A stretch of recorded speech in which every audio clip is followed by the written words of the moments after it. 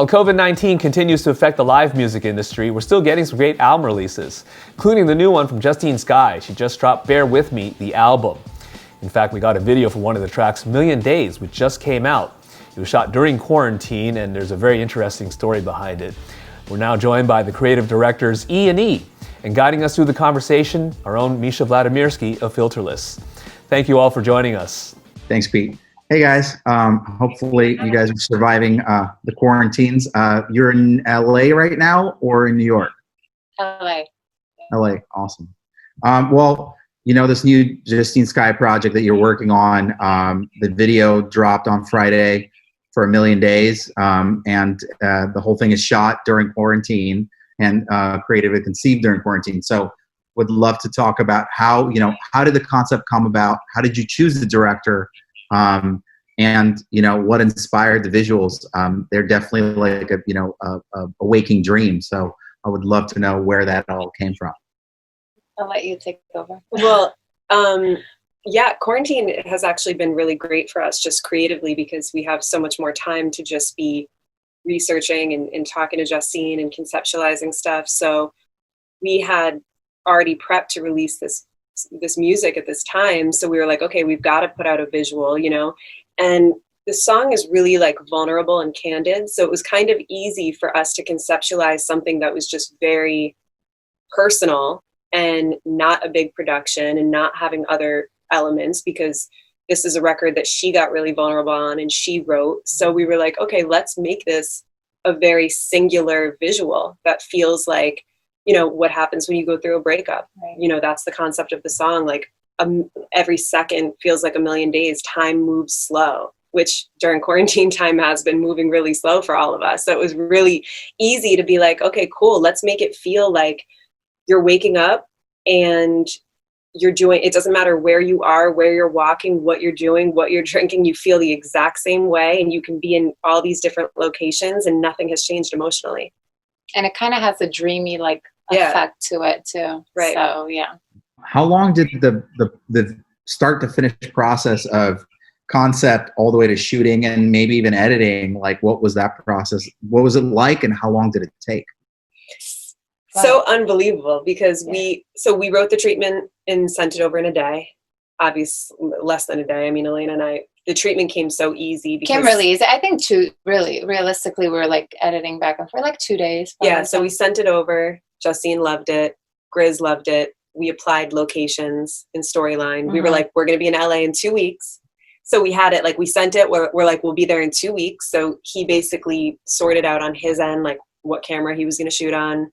If he needed an assistant, if he didn't, it was going to be us.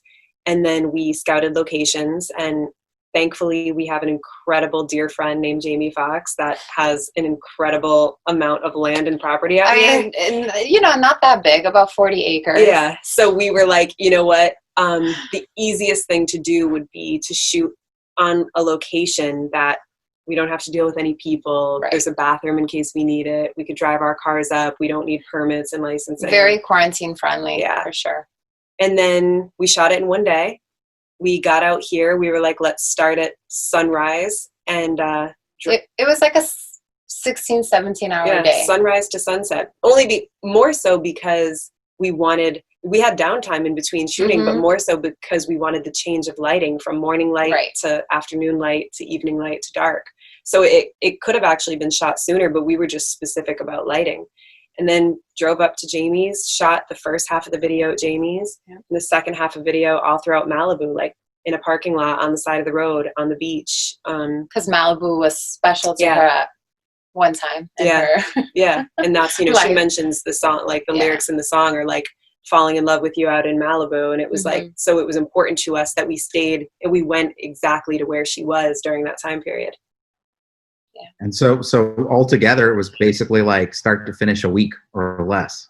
Absolutely. Shot in 1 day. Grizz is incredible. And the edit was done in a few days, like 3-4 days. We laughed because his first cut, I was like, I've never had a director send over the first cut. That we were so happy with. They were like, I think only 2 changes we wanted. And it's so rare because we usually go back and forth so many times. Yeah. But no, we were really like, in sync with the whole concept, and he knew exactly what it was. We have really similar tastes. So it was very easy to turn over. It was quick. You know, to tell a story when you're not sitting next to the artist is a little harder. So what was that process like? Well, the way Emily and I work is we pull a lot from movies that we love, and then also like photos, things like that. We always like just do treatments and storyboard the whole thing and show it to Justine, and then, you know, sometimes she'll add her elements to it, and just, you know, it's easier than you think, because we were in the studio while she wrote the song. Like, we were a part of the whole process, so we were already on the exact same page with knowing exactly where she was emotionally. So then when it just when she was recording it, we were already having visuals for it, so it was kind of preconceived already. We had, you know, already been notebooking during the process of like what it felt like, you know, visually and emotionally. Like these colors, I see these colors. Emily's like, oh my God, it's this way and shot this way. So I mean, we knew we were going to go like a combination between like those LA sky pastels and then mixed with like that dark, gritty, like almost like made it feel like a short film a little bit, with her being so emotional and walking on the side of the road. Like, we wanted it to be cinematic, but also just like not like a movie, more like like an artistic short. Yeah, and it was always meant to be shot in LA, so it worked out. Well, that's great. So you just said inspired by films. What films inspired this one? Because I mean, I can definitely see some like Fear and Loathing without the, you know, the heavy drugs. And a few other films in my head. There's definitely like La Jetée, Truffaut's La Jetée, where it's almost everything is waking life, everything is in stills. So what were the films from? Well, it's funny because we've been playing with a combination just for her whole like moving forward aesthetic, because I think when we came in, one of our goals was like, she's been looked at as an R&B artist, but she's way more of an alternative R&B artist, even in her taste in music and fashion and film. So with us, we were kind of pulling from like some Factory Girl elements, some Euphoria elements, some like, you know, the moving when you feel like someone's emotional and troubled, and then you have that effect of making it like, how do you show the emotions visually? How does it feel like someone is under the influence, but by their emotions, not necessarily a drug? I actually did not know that you guys were actually part of the actual creative process of the music, which is really interesting, because that's rare. Actually, most creative directors, you know, only touch the visual identity. So how did that come about? You know what? Our company started from being involved not just in the visual side, but the sonic side. It's like I came from a strong music background within my family and what I love, and Elena came from a strong visual fashion background. So when we started, we met from, I owned a clothing store and she managed a salon, and they were a block apart, but in my store was like a DJ booth, and we did events every weekend.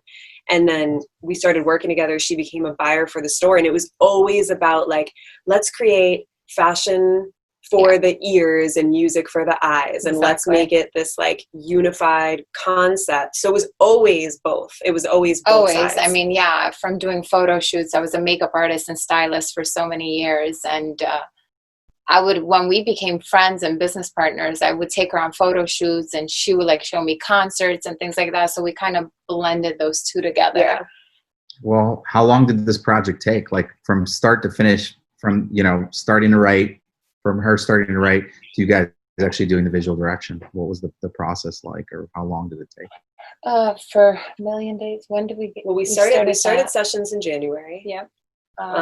Right before everything shut down. Right before. Yeah. Because the end of the year was sort of closing out the EP she did. We were just getting comfortable with each other, really just getting like, you know, established. And then the start of January, she was in New York, we were in New York. So we just started sessions every day.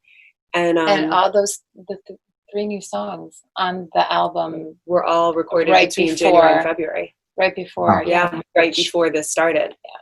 But like, those 3 that got added to her EP to complete it and make it an LP all took place in January and February. And then March, this started.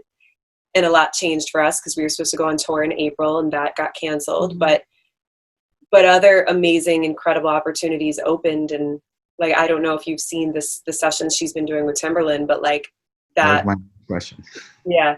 So that really, like, you know, if it wasn't for us being home and kind of embracing this weird distance and being like having to rely on technology, that's where the Space and Time sessions got inspired by, because we were like, we've worked with Timbaland for years. We're now working with Justine. We've been wanting them to meet.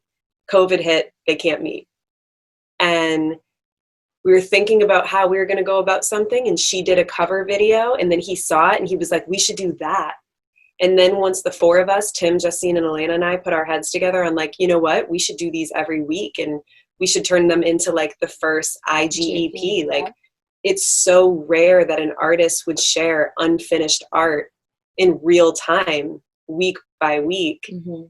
But it was kind of a cool process to be like, let's see what people think. And it's really like, she'll hear the beat and it's the first thing that comes to her mind is what she's putting out, which is, to me, so impressive. Yeah. And vulnerable as an artist. There's really not too much back and forth, because Tim's also just getting to know her as an artist too. So he's sending the beat, we sit here together, and before we got to LA, we'd FaceTime and she'd start the ideas, have an engineer come to the house and just cut something.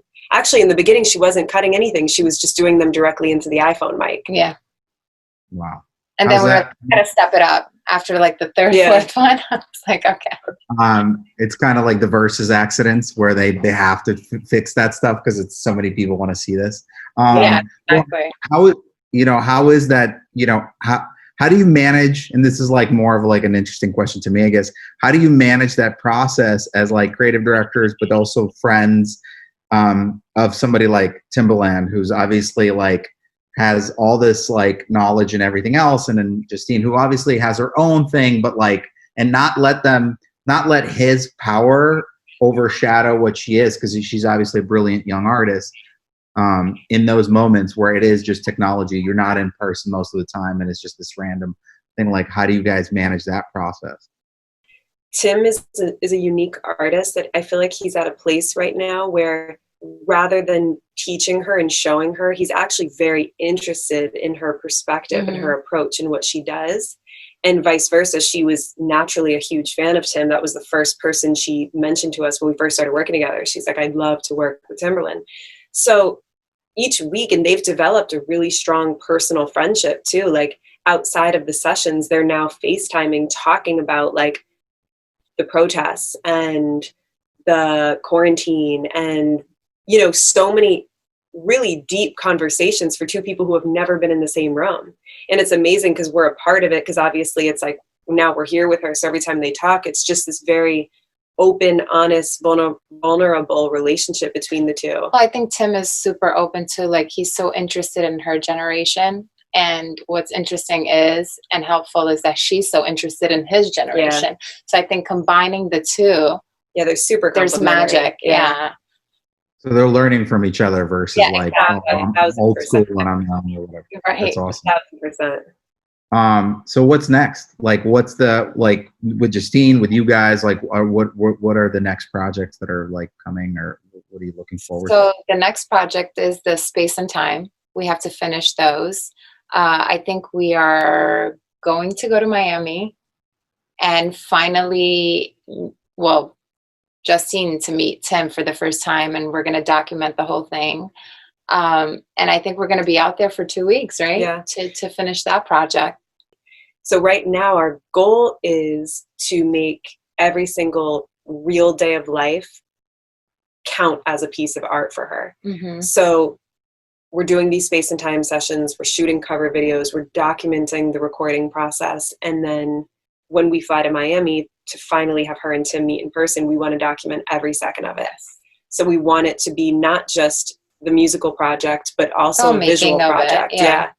I think it would only be true to the project if we allow people to see, since they've seen the Space and Time sessions every week, now they should see them meeting for the first time in person, see them finishing these songs in person, and letting the cameras roll the whole time.